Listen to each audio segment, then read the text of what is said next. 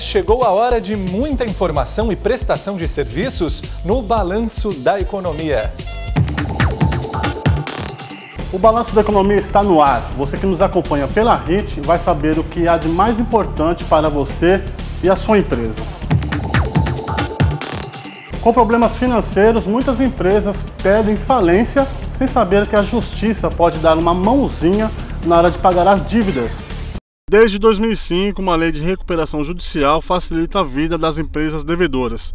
Um juiz pode dar até 6 meses para as empresas se planejarem e pagar os seus credores.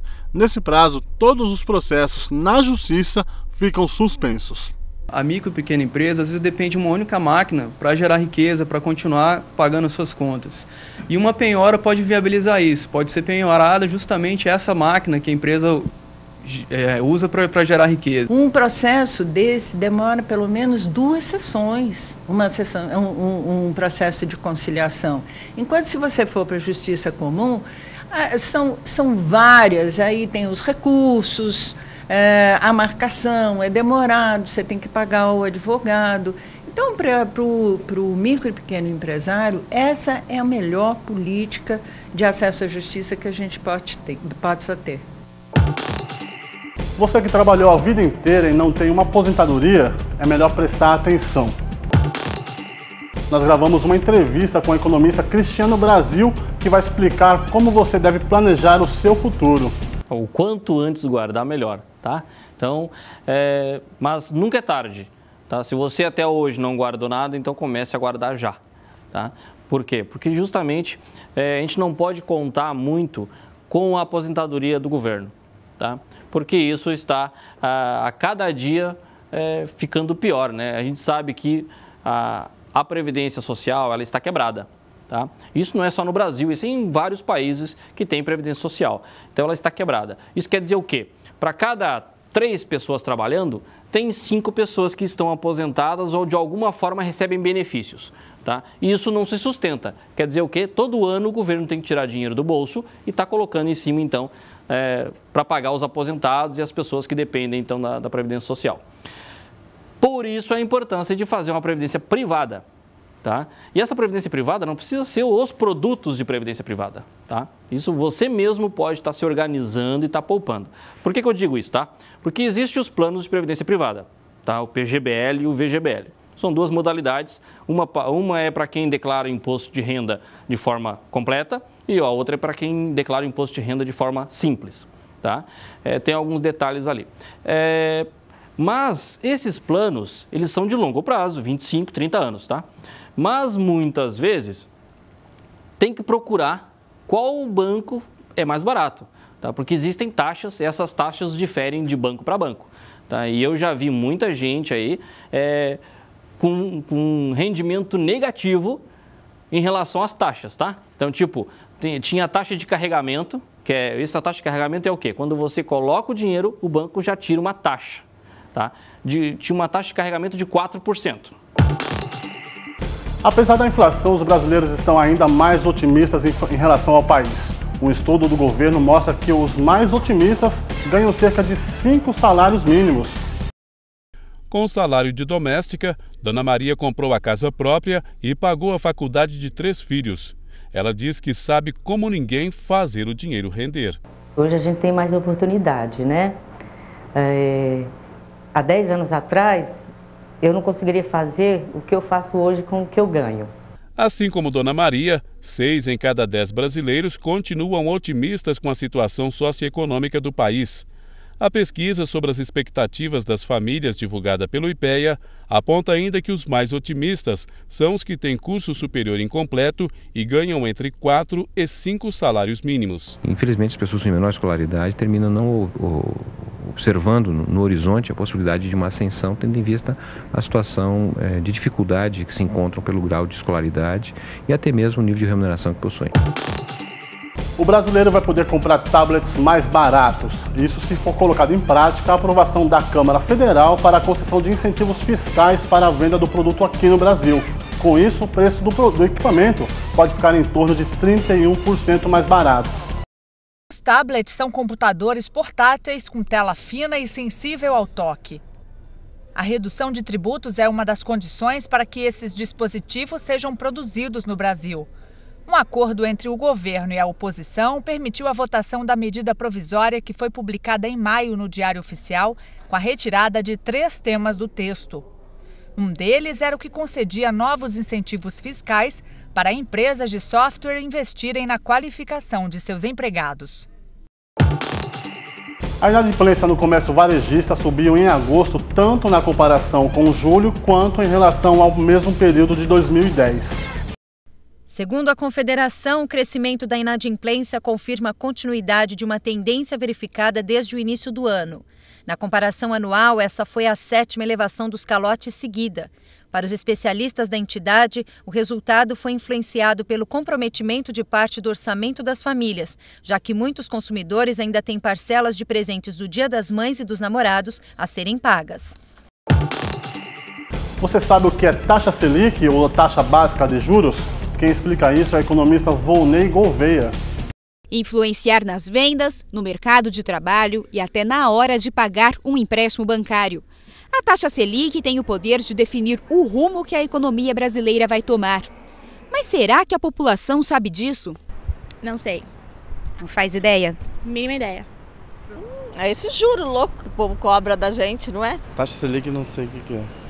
Embora muitas pessoas desconheçam, a Selic pode interferir e muito na vida de grande parte dos brasileiros, já que é através dela que são estipuladas todas as taxas de juros que são usadas no país, incluindo a do cheque especial, dos cartões de crédito, dos crediários e até do quanto o dinheiro vai render na poupança.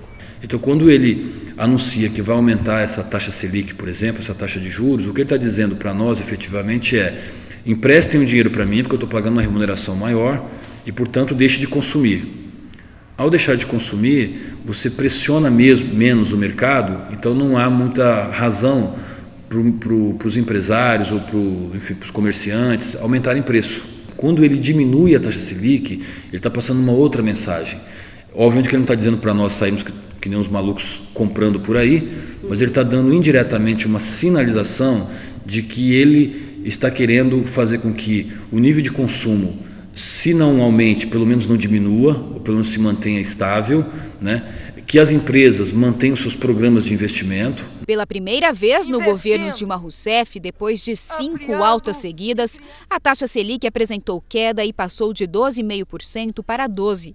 Segundo este economista, com o novo cenário, cria-se uma sensação de crescimento e prosperidade no país, influenciando o consumo e a geração de emprego. O propósito do governo é exatamente manter o nível de emprego, é evitar um aprofundamento do nível de desemprego. Então, nesse sentido, está correta a decisão do Banco Central. Quando ele baixa, ele sinaliza positivamente para esse empresário, que vai entender o seguinte: como vai aumentar o nível do consumo, eu posso garantir meu nível de produção então. E ao manter meu nível de produção, eu atendo a essa demanda por geração de emprego, por exemplo, porque eu vou ter que empregar mais gente para manter meu ritmo de produção. Ou, na pior das hipóteses, eu não vou demitir. Mas quando a Selic apresenta queda, não são só os aspectos positivos que rodeiam pelo cenário econômico, já que o governo usa essa taxa como instrumento para controlar a inflação. Toda a redução de juros para o sistema bancário não é muito positivo. Por quê? Porque o governo está remunerando menos, né? Então, a possibilidade de ganho dos bancos diminui um pouco nesse sentido. Então, o governo toma uma decisão para dizer o seguinte: olha, vamos pelo menos manter o Natal, né, igual ao do ano passado, porque nós estamos num cenário mais adverso, por exemplo, né? E, no meu ponto de vista, o governo tem que pensar nesses termos, né? Não necessariamente olhar estritamente para uma taxa de juros e, né, aumentar ou diminuir exatamente sem qualquer tipo de critério, né? No meu ponto de vista, o Banco Central tomou uma decisão que, a meu ver, está dentro de uma razoabilidade macroeconômica, por exemplo, sem representar qualquer tipo de risco assim mais grave para o país. A alta na cotação do dólar pode provocar aumento de preços nos produtos importados e nacionais aqui no país. E quem fica com o pé atrás é o consumidor. Nos supermercados, o consumidor já sente a diferença nos preços. E a alta de quase 8% do dólar em setembro preocupa. Isso porque muitos alimentos como trigo, azeite e queijo são importados. A alta do dólar pode estimular as exportações. Com isso, a oferta diminui no mercado interno e o custo aumenta. O gerente deste açougue em São Paulo disse que vai ter que aumentar os preços, principalmente dos cortes de carnes mais nobres, como filé mignon e picanha. A gente esperou o máximo possível para mexer nos preços, mas chega uma hora que você não tem o que fazer. No mês passado, a carne teve destaque na alta de preços dos alimentos por causa da entre-safra. Dona Lia diz que já sente o peso no bolso. As calças já estão caindo. De tanto que está pesando. Para este economista, a alta do dólar é reflexo da crise internacional. Segundo ele, ainda é cedo para avaliar o impacto da alta da moeda norte-americana. Só tem um efeito de fato nos preços se essa distorção é durante um bom tempo. Mudanças fortuitas, muito rápidas, não dá tempo de chegar ao conjunto dos preços. Os empresários estão cautelosos. A Federação das Indústrias de São Paulo, por exemplo, acha que ainda é cedo para fazer uma avaliação e prefere não comentar a alta do dólar. Já os donos de supermercados dizem que este cenário não deve durar muito. É uma alta que é pontual, né? Nós ainda não acreditamos que possa estar afetando os preços dos produtos para o final do ano. Dados do Ministério do Trabalho mostram a criação de 190 mil novas vagas no país em agosto. Em relação ao mesmo mês do ano passado, o número de pessoas que conseguiu emprego caiu 36%. Este ano já foram geradas mais de 1.800.000 vagas formais de trabalho. O destaque ficou com o setor de serviços, que em agosto criou quase o dobro de postos que no mês anterior. Mas a agricultura fechou quase 20 mil vagas por causa da entre-safra no sul, sudeste e centro-oeste do país. Entre os estados, só Minas Gerais teve desempenho negativo, perdeu 801 postos. São Paulo foi o que criou mais vagas, ultrapassou os 50 mil. Mas na indústria o cenário foi de retração. Segundo a Fiesp, em agosto foram perdidos 13 mil postos, queda de 0,5% em relação a julho. A maior redução foi na indústria de açúcar e álcool. Os empresários acreditam que essa tendência de queda nas vagas de trabalho vai continuar nos próximos meses. Vai perder e isso vai passar a estar no radar de preocupação. E para encerrar esta edição do Balanço da Economia, uma notícia delicada sobre o emprego no Brasil. O Instituto de Pesquisa Econômica Aplicada, o IPEA, que é um órgão do governo, desconfia que o mercado de trabalho no Brasil não está tão positivo quanto é divulgado por diferentes pesquisas.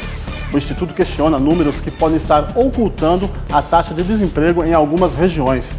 A maioria das pesquisas, para você ter uma ideia, é realizada nas regiões metropolitanas das capitais. E por isso o órgão acredita que os dados dos mercados regionais de subemprego não apareçam nas pesquisas. O Balanço da Economia fica por aqui. A você que nos acompanha, obrigado mais uma vez pela sua audiência e até a próxima semana. Muito obrigado, Gustavo Vilela, e a toda a equipe do Balanço da Economia. Continue com a programação do Hit Notícias. Tem o mundo da moda no Fashion Hit. As tendências da moda de passarela e a moda de rua você confere no Fashion Hit. Tem o Hit Esportes na Hit TV de segunda a sexta ao 12:30. Muito obrigado pela sua companhia. Boa sorte. Tchau.